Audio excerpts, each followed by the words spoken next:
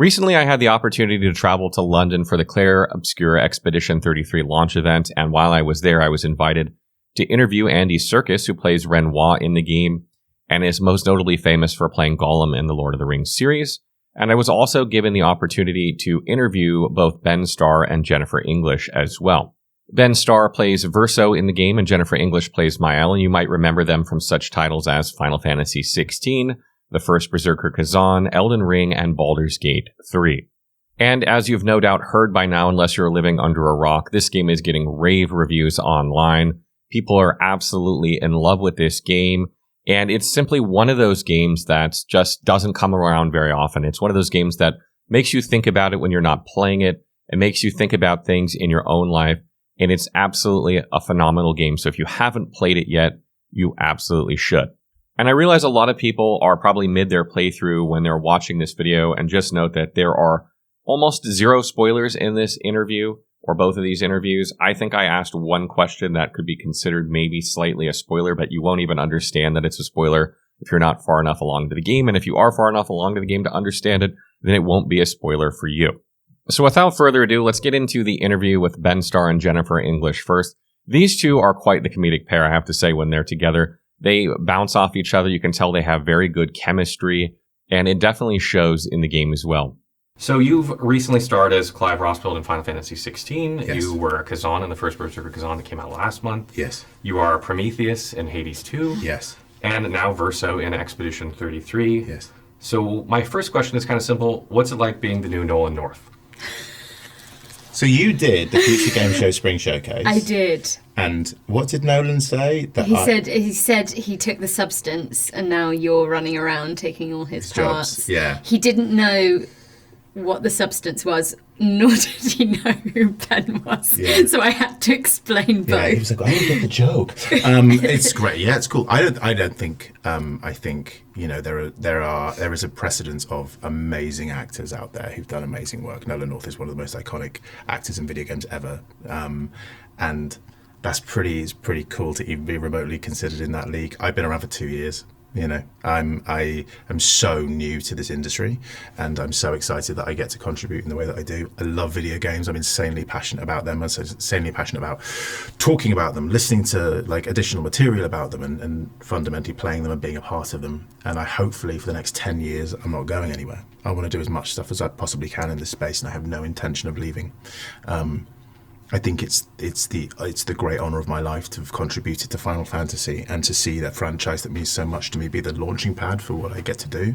I want to do cool stuff, I want to see what I can do and what actors can continue to do and how they can communicate with fans. And I will, whether you like it or not, I'm here for the long haul.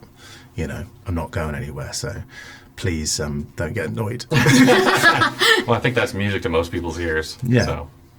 You were in Elden Ring, and that won Game of the Year. Mm-hmm. And then you were in Baldur's Gate 3, and it won Game of the Year. Yeah. How is it going to feel if Expedition 33 wins Game of the Year? And do you have a sixth sense about titles you sign up for? Or are you gaming's lucky charm? Maybe both. I don't know. We were talking about this earlier. I think it's dangerous to go into any project and go and think about the end result. All our job is to approach a script and go, great, how can I bring the truth out from this? How can I honour this beautiful piece of work? And yes, I did choose this project. I mean, they chose me. We both did a blind audition for it. They didn't select us for our names. They selected us because we sounded right for the character. Mm-hmm. But none of those games did I go into going, oh, I hope this wins an award. Do I hope this wins an award? Of course, because the passion and work this tiny team have put into this game is extraordinary, and they are the most magical group of human beings you've ever come across. They're brilliant, and so they deserve every bit of recognition they get. But I think what we really hope for is the response from the audience, and that's what's been really beautiful about both Clive and Shadowheart, is that they've both inspired and really touched a lot of people, and that's all we can ask for, really. Kind of cool, really. Awards are just kind of they're lovely, they're great, but that's not why we do them. That's why some people do them, I'm sure. The indelible mark that these characters in these games have left on people goes way beyond being someone's game of the year. You know, and I get it. Like, obviously, Elden Ring and Baldur's Gate 3. What are you gonna like? Two of the best video games to ever existed. They're pretty all right. But the fact that like we get to do this, I think this is new IP from a new studio. Yeah. It doesn't really get any better than this, to be able to originate something that is so. People don't know about it yet. People are excited about it, but more people are going to discover this world, and we're at the beginning of something. And whatever that is, I'm excited to go along for the ride. Yeah. I want to ask you, Ben. Yes. What was your initial impression when you were asked to be Verso in Expedition 33 with such a small development team? And when you first read the script for Verso, what were your first impressions of the character? My first impressions overall were this game is made for me. Like, this is everything that I've ever wanted in a modern turn-based video game. And then I thought the character looked really cool. And his story is very, very cool. And obviously we can't really talk about it that much, but it was just the easiest yes of my life to do that. And I think there can be a skepticism that something's by a small team means small in kind of like a small in ambition, that somewhere you've got to be restricted. But some of the greatest video games of the past 10 years are made by small teams. Some of the greatest games of all time are made by one person, because what they've done is they've crafted a brilliant gameplay loop, which they've been able to build this insane world and these brilliant characters. And so they created that. That's great. You don't need 300 people to make an iconic video game. You just don't. It helps. But I also think you can make something brilliant if you have passion, drive, and most of all focus to make something, and you know who you're making it for. And I think this team knows who they're making this game for, and they've kind of that's why it's going to hopefully resonate with this audience, because they made it for them and they're not compromising. It's not like beige. It is a color that they have decided, and it's like whether you like it or not, you cannot fault that ambition. Awesome. That was a great response. That's well done. Okay. I lied. I don't mean any of it. Yeah, that caught me off guard, right? Jennifer. Yes. Shadowheart is such a dark and broody character in Baldur's Gate 3, and Maelle is full of life and energy despite everything. How is it playing such a different role in Expedition 33? It was wonderful to... The way that it's written, the way that Guillaume and Jen have created this world and these characters, I didn't have to put anything onto it. It was all there, and you know, it's our jobs to bring ourselves to it and to bring as much humanity as we can to these characters. There wasn't a moment where I thought about Shadowheart, and I'm sure it's the same with you with Clive. But like, of course, those characters, like, we learnt so much from doing those jobs, and it, you know, one of the greatest honours of my life is playing Shadowheart, but it's allowed me to gain the experience and those skills and techniques that meant that I could just come to this project and go, great, what can we do for Maelle? How can we make her the most brilliant protagonist you could hope for? Hopefully. That was a very ambitious thing to say. But yeah, and it just really helped that we've got wonderful actors in this game that we got to hear and respond to. You know, half of the time, if Ben was in first, I got to react to Ben's amazing performance, which just made my job not easy, because... You're welcome. Yeah, thank you. Yeah. It was always a challenge, because these are very rich, detailed characters with a lot going on. So there was a lot of experimentation and play. But we had this wonderful creative team with us the entire time, going, right, this is how we push and pull it and mine those details. So yeah, we've just been, you know, blessed, really. Yeah. It's very cheesy. It feels like we've been given the cheat codes, really, but actually it's not. It's just fortune and placing yourself in scenarios where, you know, if you place yourself out of your comfort zone, you're more likely to land in exciting situations, and this is why it feels like a pinch me scenario.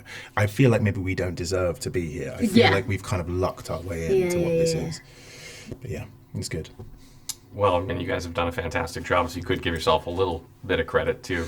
Thanks. That's very kind. That's very kind. But Yeah. it's crazy. I feel like we are riding on the back of a lot of people's incredible hard work, God. and there are like every single person in this team. I hope they take a bow, and when it comes out and people really resonate with it, it's them who should be celebrating. Talent from every pore of every human that works on Yeah. this. That's Yeah. a weird metaphor, but you get what I mean. And next up is my interview with Andy Serkis, who again plays Gollum in Lord of the Rings. And this one held a really special meaning for me, not only because Renoir is my favorite character in the game, because he's just so complex. I love that about him. But also because Fex and I actually met playing Lord of the Rings online. And that is how Fex for Life started, because we're such huge Lord of the Rings fans. So this was an absolute dream come true. And yeah, I can't say enough about Andy. He was such a stand-up guy. He was so nice. And he just has a way about him that is really inviting. And he took pictures with people the whole time he was there. He had a smile on his face the whole time. And I was actually just shocked how down to earth he was. You clearly have a talent for creating memorable characters and character voices. When did you realize you had such talent, and how did that translate into voice acting? Well, I never really think about myself as a voice actor. I just think of myself as an actor. And I before I became an actor, I actually wanted to be a painter, and I grew up wanting to be an artist. And then when I was at college, I started in the first year of college. I started getting involved in the theatre department and painting sets and making props, and then I started acting. Playing small parts. And then by the end of my first year at college, I realised I wanted to become an actor. So up to that point, I had no intention of becoming an actor whatsoever. So I was very lucky because my first job was working in a local theatre and doing what you would call stock, but we used to call repertory theatre, where you're playing a character at night and then rehearsing another play during the day. So I think I did 15 plays back to back in this season, playing different characters, and so you were forced by. It was literally how I learned my craft of performing one character at night, and finding a physicality and an emotional range and a voice for that character. And then during the day, begin to build another character. So that, I think, sort of set me up for, and for most actors of my generation, that's how we all started. Oh, wow. That's incredible. I never knew that was even a thing, really. Yeah. So you've done acting, you've done voice acting, you've done audiobook narration. What are the main challenges with each, and which do you think is the hardest? I mean, they're all as I say, I don't really draw a distinction between any of those and being on stage and being on a cinema screen or on a TV screen. It's in the sense of it's a very common set of tools, which is finding and even if it's only a voice that manifests, it is about really creating, it comes out of physicality. It comes out of how a character breathes, where you carry tension, where you constrict, where you can release, and that's bound up with the psychology of the character. So they're all intermixed, those things. And that's, I suppose it's just, you take in your toolbox, you focus on a different set of tools, but ultimately it's the same toolkit. Gotcha. That makes sense. Having worked with many talented actors before, what was it like working with the Expedition 33 cast, and how did you find the experience compared to previous experiences? The thing about this is that I never got to meet any of the cast, because you don't. I was in a voice booth on my own, as were all the other voice actors for this project. The performance capture, or the motion capture in this case, which had been filmed in Paris with a team with the French actors who were involved in this project, was already shot, and so we as a voice cast here in the UK were basically voicing their physical performances. So it's a real, again, that was going back to the toolkit. That was what was required. That's what was required for this particular job, but you never meet any of the other actors. You hear their performances coming through your cans, and so it was really my relationship with the director and the writers and the producers, and deciding what was working and what wasn't working with the character. When you were first approached for the role of Renoir in Expedition 33, what were your initial impressions of the game? And, what were your impressions, especially since it's a somewhat smaller dev team than, would be usual for this ambitious of a project? Yeah, I mean, I was when I got sent the pitch deck and the information, the treatment, and I was just blown away by it. I just thought it was the most beautiful looking game, and from what I could read of the story, I just thought it's got a lot of emotional heft and sort of power, and the character it really sort of leapt out at me as a character that you think you know what you're going to get when you first meet him, and then it's obviously not that at all. And there was so much to kind of mine in terms of the character's emotion, and the reason for why he appears to be what he's like when you first meet him, but actually what he's been through, you get to it gradually peels back and you begin to understand who he really is. So that was really exciting. Okay, cool. I think Renoir is my favorite character in the game. Oh wow, yeah. Amazing. I wanted to ask if being a father helped maybe with this role because of the position that he's in the game. Without giving too much away about what happens, yes, he's a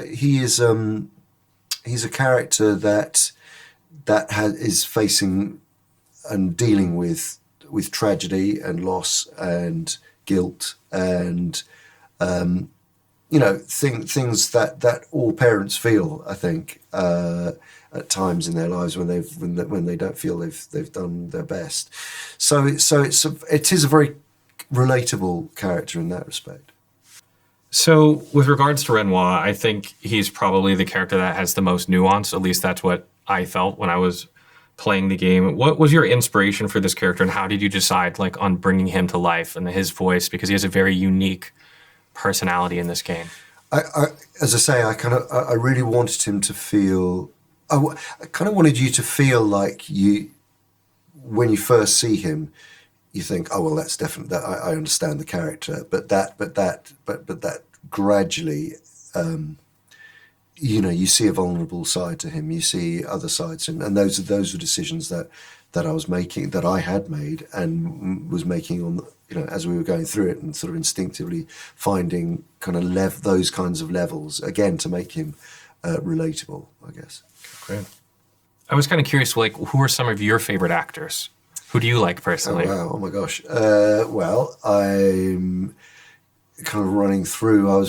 When I grew up, I loved Charlie Chaplin. I loved Buster Keaton, and then I loved William Shatner. And then when I was a little bit older, of course, I saw Apocalypse Now when I was 14, and I thought Martin Sheen was incredible, and Marlon Brando, and yeah, I mean, it sort of changes over the years, and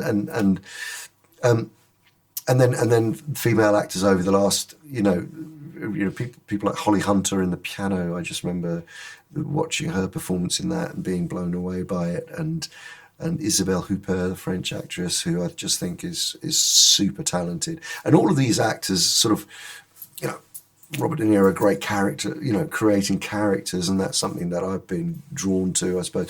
I mean, as an actor, I've sort of searched and gone away from myself, and I'm always fascinated with actors who play very close to themselves, because there's an honesty and a truth which as I get older, I think I'm searching for more, actually, and actually trying to play characters. Funnily enough, Renoir is closer to me than a lot of the characters that I've played, I think. And I think that's as you get older and you begin to know yourself more. When you think, I've been reaching for characters like King Kong and, Caesar in Planet of the Apes. And actually, I've noticed in my choices recently they've been more sort of like trying to bring it back to me, because I respect that in actors who use themselves to such a degree that, sometimes actors only play versions of themselves, so I don't think I'll ever be that. But who use enormous amounts of the reservoir that is their own emotions. Wow, that's fascinating. I love Renoir, so to hear that he resonates with you, that he's a character that's very close to you, that's awesome. So after we finished up the interviews, we got to head over to the launch event, quite literally, because I was like the last interview of the day. So we went immediately over. We got to hear music there from the composer of the game, which is amazing. The music in Clair Obscur Expedition 33 is absolutely phenomenal. And we also got to mingle with the cast for several hours. They just hung out with us. Ben Starr is so much fun. He is such an easy guy to talk to. Jennifer English was making her way around. Devora Wild was also there, who plays Clair in the game and plays Lysel in Baldur's Gate 3. And then we just got to hang out for several hours talking about the game, taking photos. And it was a really memorable experience because I've been to a lot of game events and you don't really see the cast or meet the cast ever in too many games. Like, that's just really rare. And even if you do, it's like once for a couple minutes. And it's not like they hang out and mingle with you and talk to everyone. And that happened the whole night. And so it was really, really special. And everyone was just talking about how much they love the game and were looking forward to hearing what people had to say about the game. So it was just, honestly, it was a once in a lifetime thing, and I'm so glad that I went. So I hope you guys enjoyed the interviews. What do you guys make of Clair Obscur Expedition 33? Is it as good as people are saying? Is it not as good? Do you like it? Do you love it? Do you hate it? Let me know in the comments below.